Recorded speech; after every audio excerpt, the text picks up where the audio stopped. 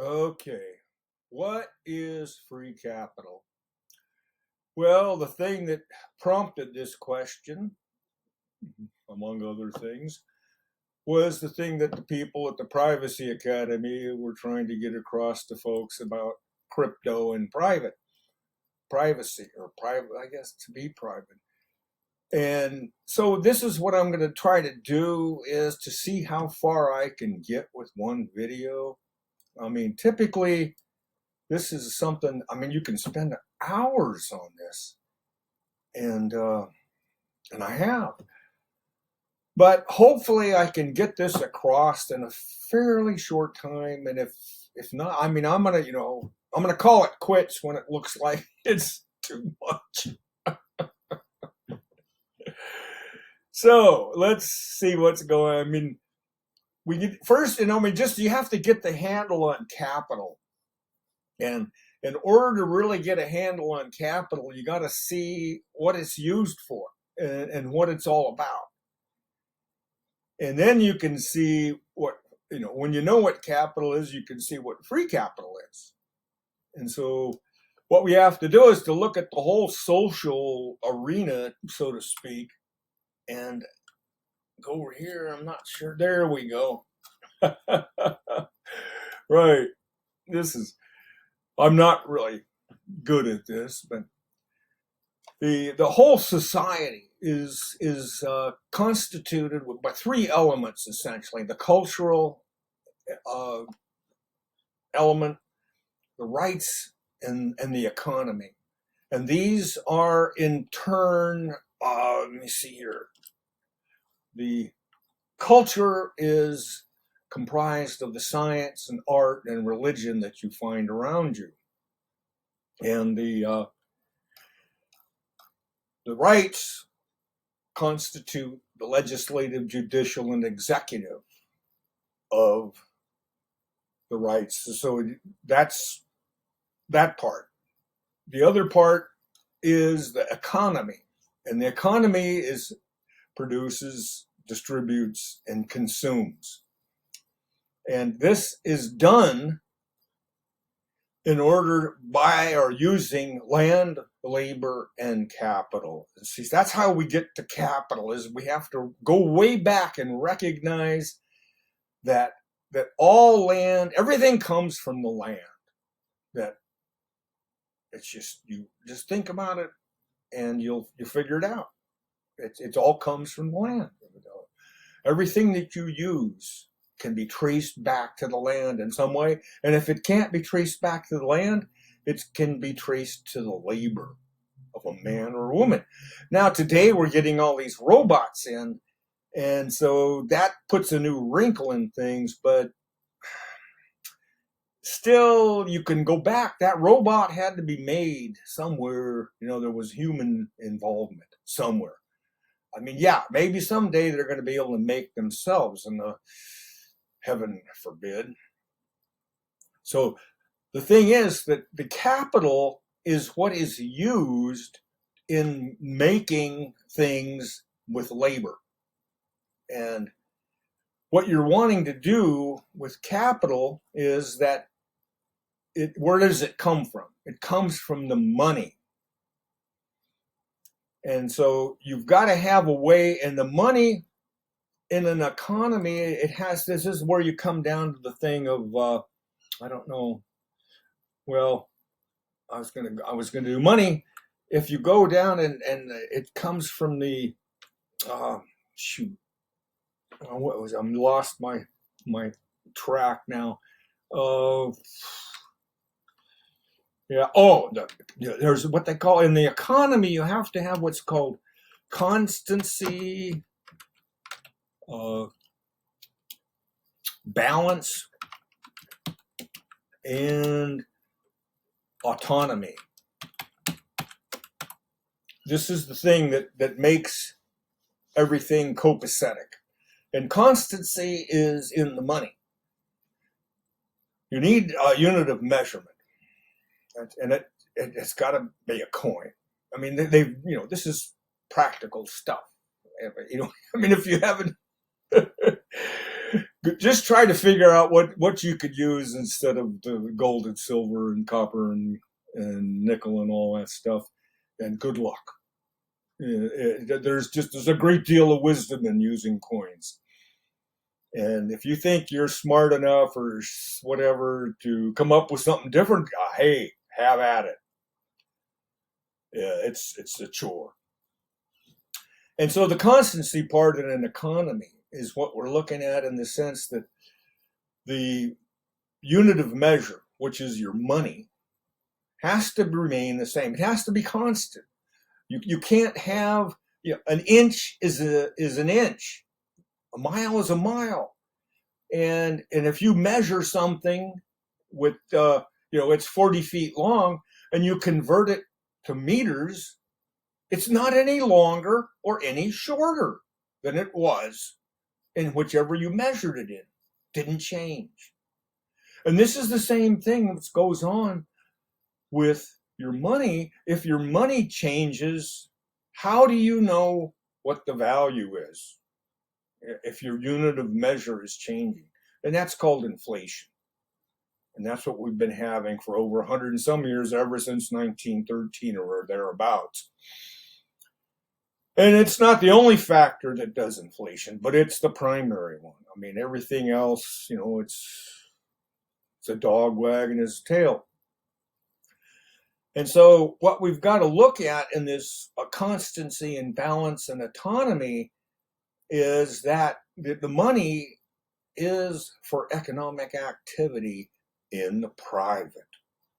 This is where you have your autonomy, because your money, when you make a transaction, you give them the coin and that's it. And maybe they give you a receipt, which, as far as if you're going to be keeping a book, well, yeah, you want to keep your receipts.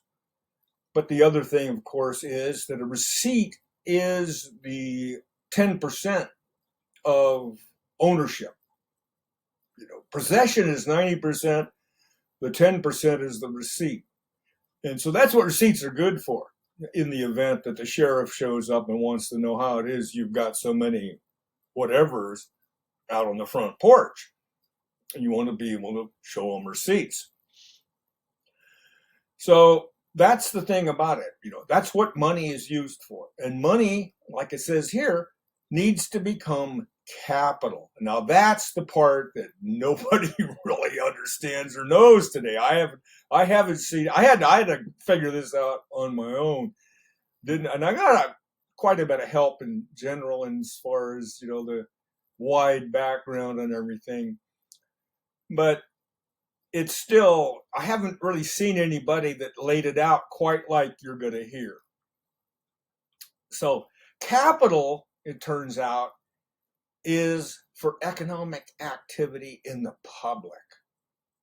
And what's the difference? Well, hey, you got a container ship out there and it's got 10,000 containers on it. Now, the captain, if this was private container ship, the captain would have had to purchase it with money. You can't, if you didn't purchase it with money, it's not yours. And so he has to have receipts for all the stuff along with all of the stuff. And so when he shows up, he's got to be able to do all of the bookwork and everything to show everybody that when he loaded all the containers and then, yada, the whole story. And the thing is that when he goes to pay for it, well, hell, when he paid for it back there, he was a little bit of a, he's loading the ship and it's all going out in little bits. He's $20 here, $10 here, $4 there, $100 here. And he finally gets the whole ship full of containers. And then when he gets to the port where he's going to unload this thing, what he wants to do is to go to the main man at the port and say, hey, look, Sam, I want to get paid for all this. I want it all up front, you see. And so Sam, however, he's got to show up with the captain with 200, 300, 400 pounds of coins, down on the dock. This is not practical for any number of reasons. And so this is why you use capital. And capital is now, you have to have what is called, this is, yeah, this is what we're going to get to. This is commerce. See, this is public. And the thing is that not only is it public and it's commerce, but you've got to use a whole different way. And you see, if when you're using private, you're using money. But when you go to commerce and you go public, you have to go through something that's called negotiable instruments. Instruments. And there is what is called the negotiable instrument law. And this is a whole body of law that is developed in order to be able to eliminate the use of money, because you're doing it for public purposes, in public for private purposes. You're the merchant.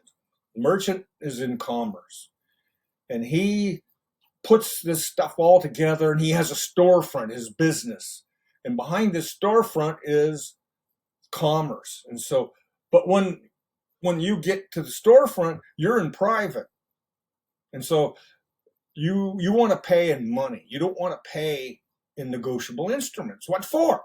I mean, the reason you have negotiable instruments is because you're in commerce and you're dealing in tens of thousands and millions of pounds and dollars and all this other stuff. So it doesn't make sense for you to have a third party involved. These are, private is basically a two-party affair. And so the negotiable instruments are for when you have three parties. And that developed a whole industry, which is, surrounding banking. Oops. Well, got to hit the right key, guy. Oh, shoot, where am I? There it is. Right finger, but wrong key.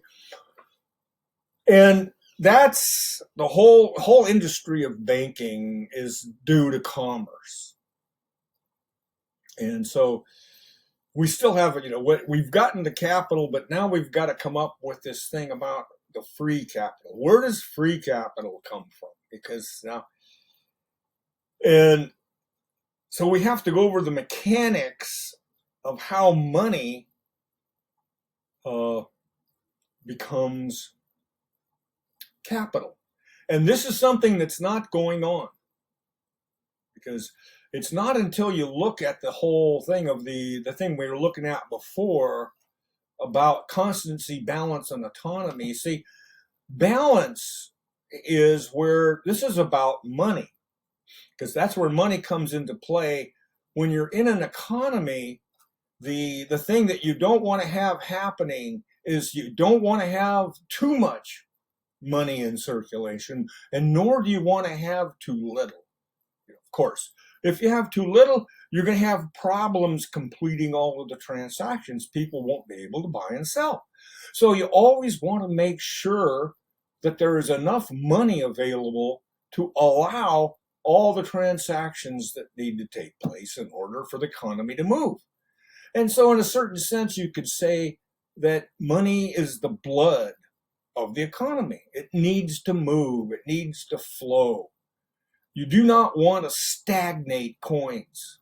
You see, and this is one of the problems we have with misers and all these collectors and all that stuff, is they're like scabs on the social body. They're places where the blood has coagulated. And this is what you don't want, because it affects your ability to balance. Because, the scarcity of your noble metals is one of the problems, and the fact that they've become so utilitarian lately that And we could solve this problem. We do not absolutely need to use noble metals. We can get away with others, but the bottom line is it's what they call quid pro quo, value for value. And here again, people don't argue about the value of a piece of gold, but they do argue about the value of a piece of stainless steel. So, when stainless steel is only $1 a pound. And so how can you say that you just gave somebody the steel dollar and it's worth the same as a silver dollar? So you get the drift of the problem. But regardless, it is solvable. We could come up with something it's not impossible. You can shrink the money. A silver dollar doesn't need to be an ounce. This is almost absurd. And, this is something that can be done. But that's the thing about banking. So banking is really only necessary when it comes to the thing about the, what is up here, Akika, the balance. You solve the problem by having a unit of value that doesn't change. That's constancy. You keep the amount flowing that needs to flow so that you don't stop the economy. If you get too much currency in circulation, we get inflation. Just that simple. And so the autonomy, well, this is part with the money. You're autonomous. Your purchases are not what do you call it? They're not, they're autonomous. You don't have, there's, nobody knows, so to speak. Unless they can get your receipts or they get the receipts from the merchant. But you know how that goes at the market. You go, I want 3 pickles, and gave them 2 cents. There's no need for receipts. And this is how it should be. You should be able to live quite readily on less than $1 a day, if that. Back in the 1840s, people were getting along with their whole family on $5 a week. So really, when you get right down to it, the size of the coin in terms of this weight is, you really don't need an ounce, folks. You could probably kick this baby back to the size of a dime and make that $1 and go from there. As far as things go, you don't want to make them so small and they go through the hole in your pocket. But just see what the deal is. So there's all sorts of ways you can solve that problem. But the thing is that the money keeps the 2 aspects, of constancy, balance, and autonomy in the economy. Because the economy, they keep trying to control it. The merchants want to control every aspect of the economy. And of course, then that moves from the economy, it moves into the whole thing to where that, like these guys are saying, things are no private. So that means what's happened is that you have somehow moved from private into public. That you're in the public, you're in commerce. And this is the thing that's going on. We've all been moved into commerce, and we've been moved by the use of negotiable instruments. And the kicker is that they still have coins around. Now, those coins are not, pennies really aren't copper, nickels really aren't nickel, and dimes and quarters and halves, they're a sandwich of sorts. I think they may be plated with some silver-like metal. So you're not getting quid pro quo. But the other thing is that they should not be using coins. This is the thing. The coins, if you're not using money, they're faking it. You see, this is the problem, because they're misrepresenting the coins as far as it goes until they made them chintzy, so to speak. But the thing is, everything's on a ledger when you're in commerce. all of your currency comes off of a ledger. So what are you going to do? Why? You don't need a wallet. Shit. You just go down there and say, take it off the ledger over here and put it over here. And so, well, how do you get currency off the ledger? You know, and this is what they've done in order to keep everybody not realizing that they're not using money. They keep the coins around, and then they also issue certificates, which used to be the thing that told you that there was this well, it wasn't, yeah, the parts, let's just say the dollar was in the bank. It's a warehouse receipt, so that when you go to the bank, you can show them the receipt and get a dollar. And so that's how the old way was when you were in the private. And so now the banking, we've all gone over to the, what do you call, into commerce. And so what happens is when you need some to buy something, and you don't, you're out there in the world, and they've made it so that there's this absence of money, because the only money that they've really got is the coins that aren't really money. What are you going to do? Well, everybody's using these US dollars instead of the dollar. They're using US dollars, and US dollars are a note, a negotiable instrument. And so there's these negotiable instruments that have been created, and how they were created, that's what we're going to get into. And that's what you have to get. You have to go out there, and there's this pool of currency that's off the ledger, but then it comes off of one ledger and goes on to another. And it's this other ledger, which is, you could call it old currency. And there's new currency. New currency is created by, guess who? The people. Remember labor back there? Everything is created by labor of a human being, or the will of a human being, the man who gives his word. I promise to pay.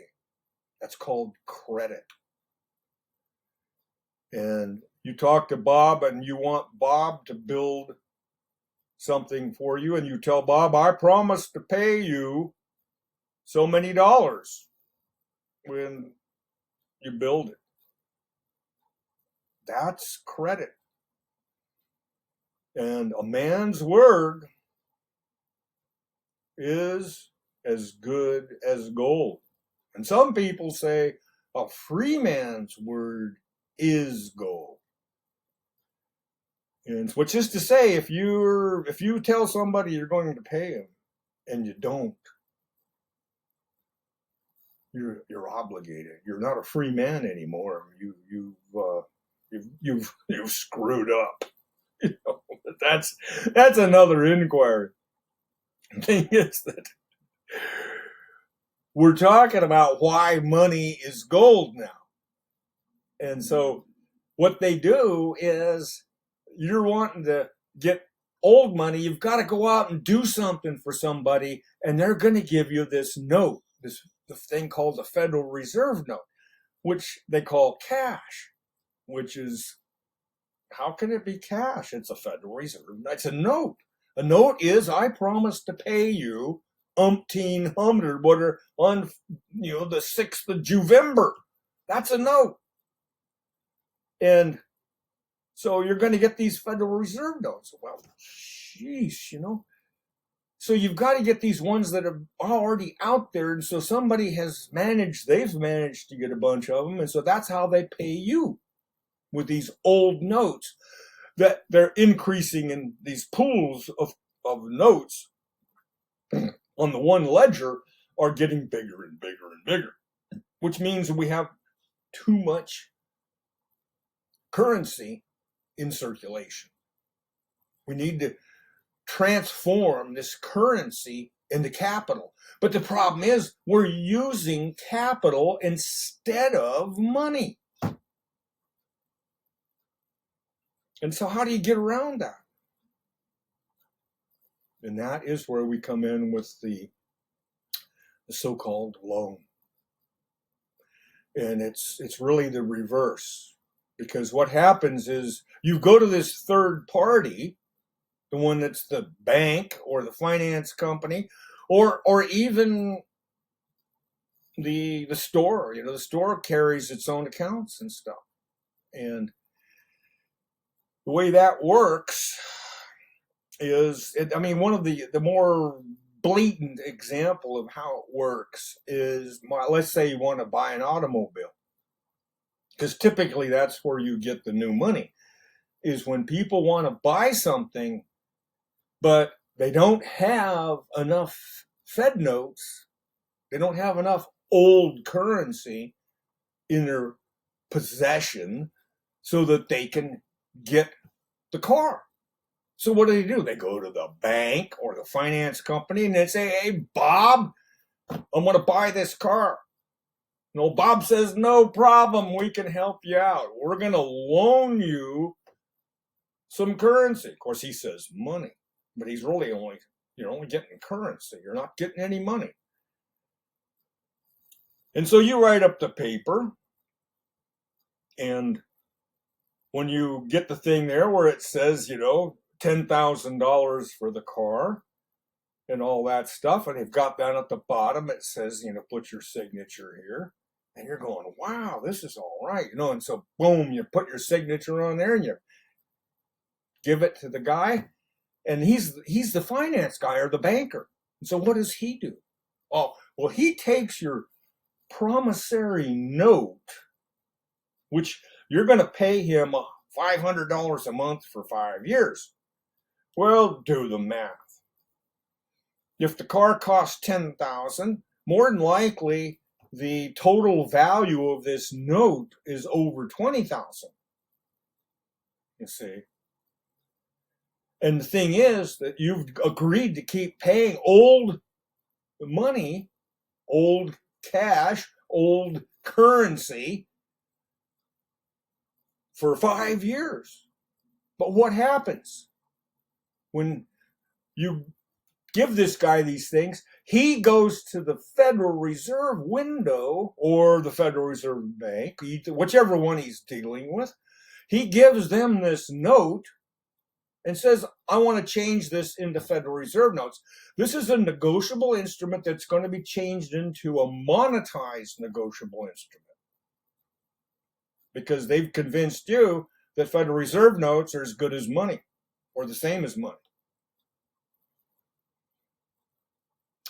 And so what does he do? He gets not the $10,000 for this automobile, he gets over $20,000, because that's the value of the note in Federal Reserve. As far as the Federal Reserve is concerned, this note is this is where we get into the whole thing of what the hell is going on. Jesus, how is this guy getting 20,000 Fed notes, US dollars, for a $10,000 car? And he gives the $10,000 to the dealer, you get the car, and he's got another $15,000 in his pocket. Now, is that a good deal or is that a good deal? See, this is called profit. And that's what's going on.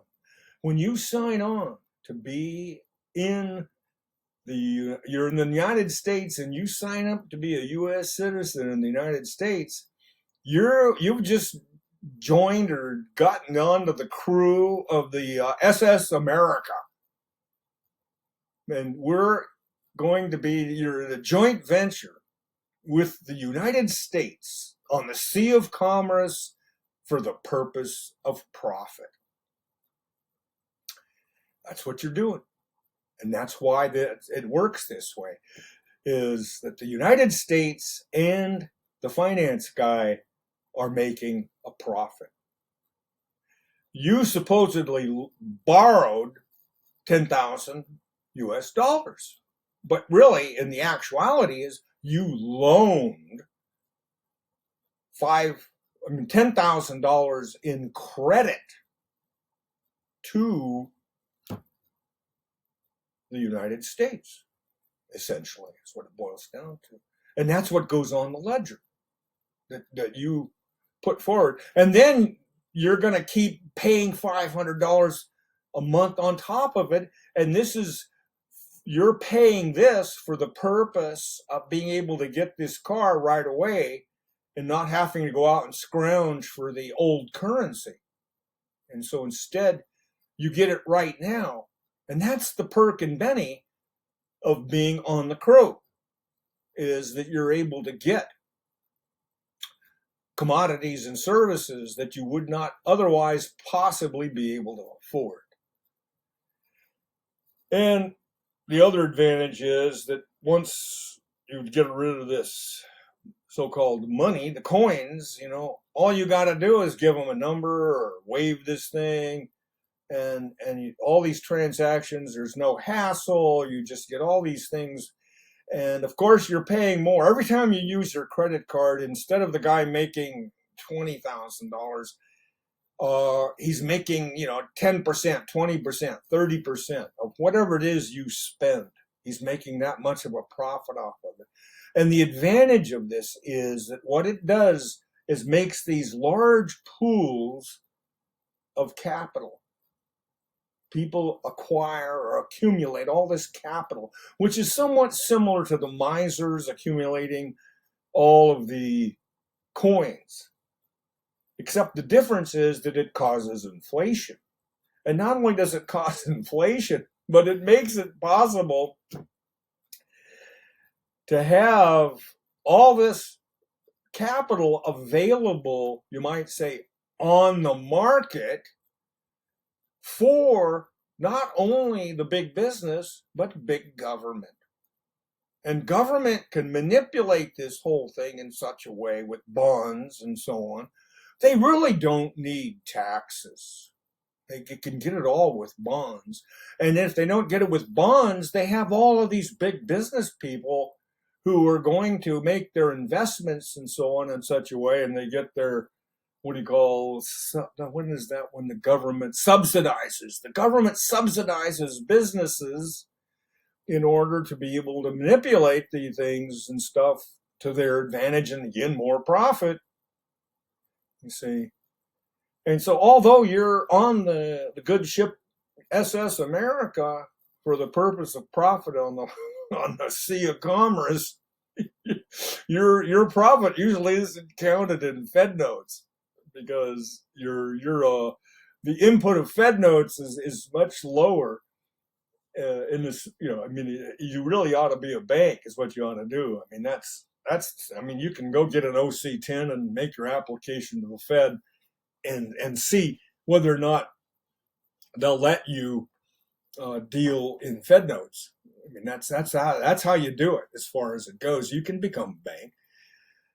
But they're having a hard time now with the banks because the pools have gotten so big. And this is one of the reasons why, that it's part of what 40 years ago, I saw this article on the planned destruction of the dollar. And at that time, it was all, future vision or speculation. And now 50 years later, it turns out that it's history.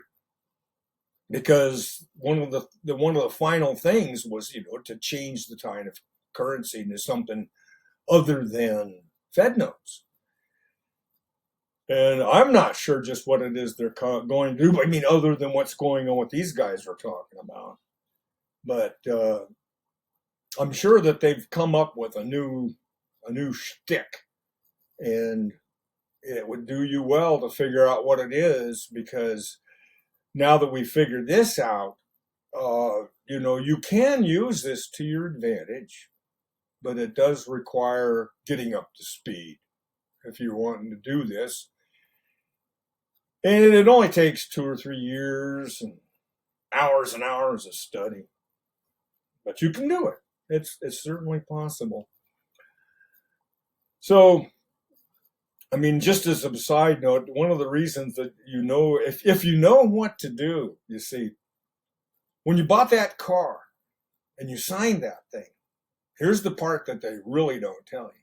Reason why on that contract that they've down there at the bottom, they've got this little tiny box that's just barely big enough to write your signature in, and the signature is really on a negotiable instrument under the Uniform Commercial Code.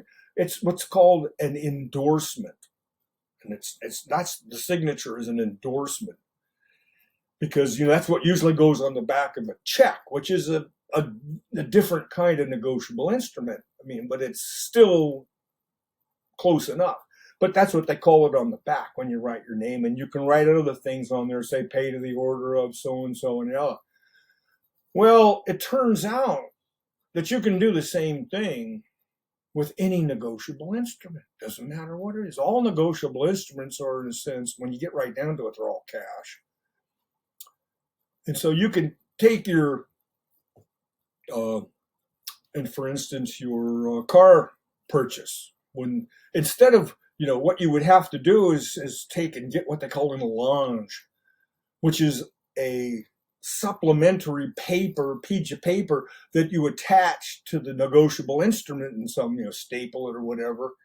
And this is for the purpose of writing on you want to put a special endorsement that it's qualified. And so that's what you take the allonge and you write out on there, pay to the order of, and you attach that to the negotiable instrument. And what that does is it makes it so that this instrument, instead of the Fed notes going to the finance company, they go to you. And so the finance company's got to go, wait a minute here, you got to re-sign this thing or something. But they can't, because if you followed the law. It's just that they didn't. The protocol is to make it so that you can't write what you need to write. And the thing is, anything that you write on a negotiable instrument that's true, accurate, and complete, you see, you can't try to fool them. No, there's no fraud here. It's got to be true, accurate, and complete. When you write on your allonge, or you could write it on the face of the negotiable instrument too. I mean, whatever you write, and what you write is more substantial than what's on the document itself. It prevails when you go to court or you go to adjudicate or whatever. What you write is like God speaking as far as the negotiable instrument is concerned. And so what happens then is that you're able, once you see what you've done, and when you did it the old way, when you push that piece of paper across to them, what you were doing was what they call abandon. You abandoned your property. Your property is the credit that you used to get this car. And so that's what they're using is your credit. Your capital is what's being used. And that's what they're borrowing from you. And they should have given you your credit in the form of Federal Reserve notes for what they're worth, so that you could then give the dealer of the cars his $10,000. And then you could go to this guy that the finance company, and you could say, look, Sam, what I'm going to do for you is, I know you got to pay 5 or 10% to do this currency transaction, but I'll give you 50-50, And so we've got, $20,000. I'll give you 10 after you've paid the however much for the transaction. And so he's not going to get this cash flow that you supposedly were going to provide, because that's his so-called profit, And so you're going to truncate that, and this will reduce the amount of currency in circulation, because you're not, and it'll make it so that you don't have to go out and chase old currency in order to pay for something that's already been, well, actually, it's in order to discharge something that's already been discharged, because that's what they call it. This is what discharge is. Now we're getting down to brass tacks. Discharge is the postponement of payment, which would be using money. So you're postponing payment in perpetuity for the purpose of profit. See, we're back again to being in SS America on the Sea of Commerce for the purpose of profit. So that's where we're at. And that's free capital. And what it does is it takes away the control. It makes it so that the so-called government doesn't need to talk to the people at all. You're the one that's the source of the capital. And this is the whole idea behind being a republic, is that the people are in control. They're the ones who pay the bill. They're the ones that determine what's done because they pay the bill, and not the government. And this is what's not going on. And so this is one of the reasons why you want to use money. And if you go back to the banking thing, what has to happen is we still need a ledger, but the ledger has to be done differently. And that's a whole other discussion. I mean, and it's something that we really need to figure out, because it has to, yeah. But in a certain sense, we already have it. It's just that, I don't know, it's a question of how much work it would take to redo it, because it's just immense. There's trillions of dollars involved. I mean, of course, these are all US dollars. I mean, if we changed it all back into money dollars, I mean, if money were the currency, we probably wouldn't have trillions anymore. But so anyway, that's what we're up against. That's the story on free capital, and I think I did it pretty good. I'm not sure. I'll have to check. 42 minutes. That's not bad. So I don't know. I think I'm going to leave this as is and go from there. So have a good day.